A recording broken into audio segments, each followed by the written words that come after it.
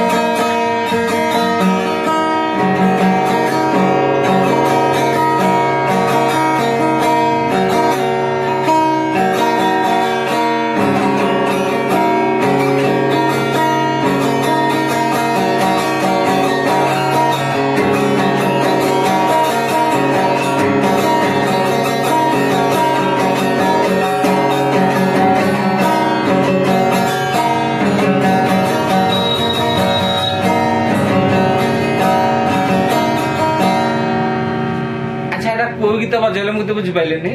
ତେରେ ମେହେରବାନିଆ ଏଟା କଣ କିଛି ଶୁଭା ହେଲାନି କଣ ମନେ ଅଛି ଆଠ ସାତ ବଜେଇ ଶୁଭିବ